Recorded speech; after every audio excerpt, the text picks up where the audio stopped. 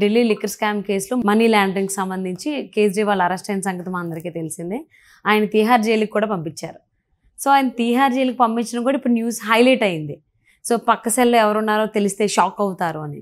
ఎవరున్నారో అంటే తెలిస్తే ఎందుకు షాక్ అవుతాం ఏంటి అసలు? లిక్కర్ స్కామ్లో కేజ్రీవాల్ గారిని జ్యుడిషియల్ రిమాండ్కి ఒక 14 days అలా తరలించారు. ఆయన్ని 2వ నెంబర్ సెల్లో ఉంచారు. యాక్చువల్గా సెల్ నెంబర్ 1లో మనీష్ సిసోడియా అంతకుముందు అరెస్ట్ అయిన డిప్యూటీ సీఎం ఉన్నాడు. 2లో కేజ్రీవాల్, సెల్ నెంబర్ 5లో మాజీ రాజ్యసభ ఎంపీ సంజయ్ సింగ్, ఆయన ఇప్పుడు బెయిల్ మీద బయటకు వచ్చాడు ఆఫ్ కోర్స్. అండ్ నెక్స్ట్ మాజీ ఆరోగ్య శాఖ మంత్రి జైన్ నేమో 7లో పెట్టారు. వీళ్ళు కాక ఇంకా అసలు ఎవరెవరు అక్కడ ఉన్నారు ఆ బెరాకులలో అని జస్ట్ ఒక భూతద్దం వేసి 4 వెతికితే కరుడు కట్టిన ఉగ్రవాదులు తీవ్రవాదులు ఎక్కడైతే ఉన్నారో ఆ పక్క సెల్లోనే కేజ్రీవాల్ని ఉంచారు. అయితే ఎవరెవరంటే చోటా రాజన్ మనకు దావుద్ ఇబ్రహీం అనుచరుడు. తర్వాత దావుద్ ఇబ్రహీంకి ఆపోజిట్గా మారి డి కంపెనీని నాశనం చేయడానికి ఆయన చాలా శక్తిలో ప్రయత్నించాడు. అండర్ వరల్డ్ డాన్ చోటా రాజన్ అంటే ఆయన ఉన్న పేరు అలాంటిది. అలాగే నీరజ్ భవానా, ఈయన 40 పైగా హత్య కేసులు, అంతకు మించి ఒక 50కి పైగా హత్యా యత్నం కేసులు, అంతకు మించి దోపిడీ కేసులు, దొంగతనం కేసులు, సెటిల్మెంట్లు, ఒక 1 డజన్ పైగా అత్యాచారం కేసుల నిందితుడు, అండ్ డ్రగ్స్ మాఫియా, ఇలాంటి వాటిలలో ఈయన పేరు అంటే ఒక మోస్ట్ వాంటెడ్ గ్యాంగ్స్టర్ క్రిమినల్ అని చెప్పుకోవచ్చు. నెక్స్ట్ అక్కడే జియా ఖాన్ రెహమాన్, ఈయన ఇండియన్ మోజాహుద్దీన్ తీవ్రవాది.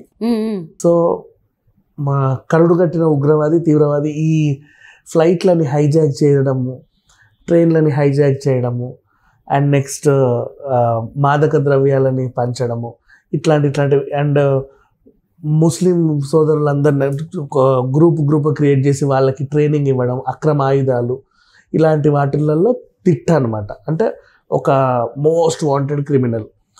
ఇంకా ఈజీగా చెప్పాలి అంటే ఖడ్గం మూవీలో క్రిమినల్ ఉన్నాడుగా, అంత మోస్ట్ వాంటెడ్ అని ఒక ఆయన ఇచ్చారు చూసారా, ఆ టైప్ క్రిమినల్ అనమాట. అంటే అర్థం చేసుకోవచ్చు. సో ఇలాంటి వాళ్ళందరూ ఉన్నటువంటి కరుడు గట్టిన సెల్ అది. ఇట్లా దాంట్లో ఆ పక్కనే కేజ్రీవాల్ని తీసుకొచ్చి పెట్టారు. ఆయన ఏమో ఇంకా రాజీనామా అయితే చేయలేదు, జైలు నుంచే పాలన కొనసాగిస్తా అని చెప్పారు.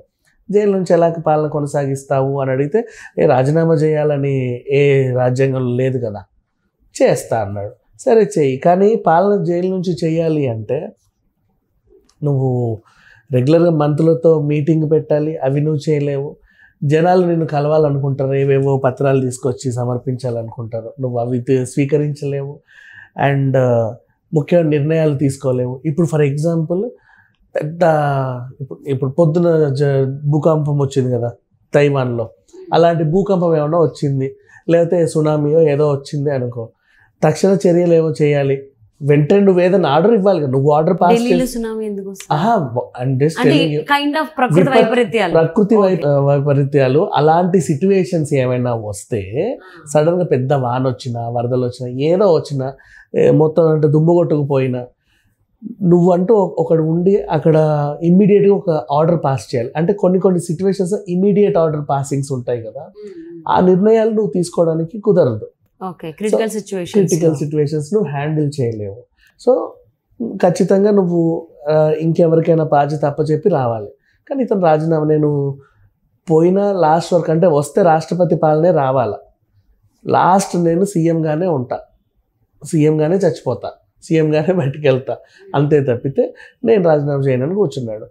మేబీ ఇతన్ని బెదిరించి రాజీనామా చేయించడానికి ఏమైనా ఇట్లాంటి కరుడు కట్టిన ఉగ్రవాదులు తీవ్రవాదులు పక్కన పెట్టారా, లేకపోతే ఇది ఏమైనా ప్రీ ప్లాన్డా? ఎందుకంటే రిమాండ్ ఖైదీలు ఉన్న చోట ఇంత కరుడు కట్టిన ఉగ్రవాదులు అయితే ఉండరు.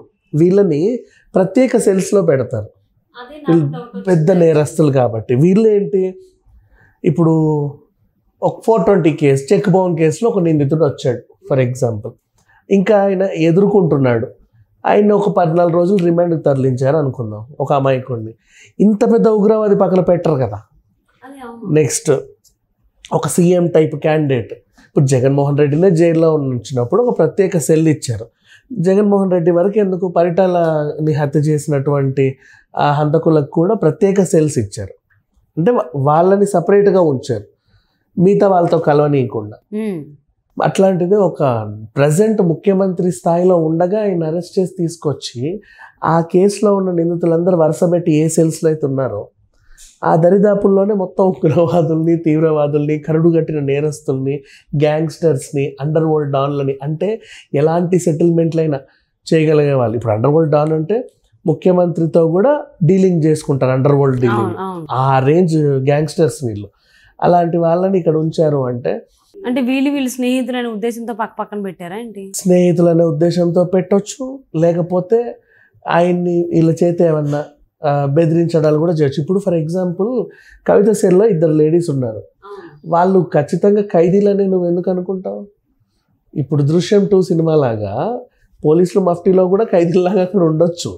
4 రోజులు ఉండి ఇంతకీ ఏం జరిగింది అక్క నీకు అని అడిగితే నాకేం తెలియదు, మొత్తం మా నాన్నే సుట్కేసి ఇమ్మంటే నేను ఇచ్చాను అని గబుక్కున కక్కేసింది అనుకో, అంతే దొరికిపోతుంది వెంటనే. అలా కూడా పెడతారు.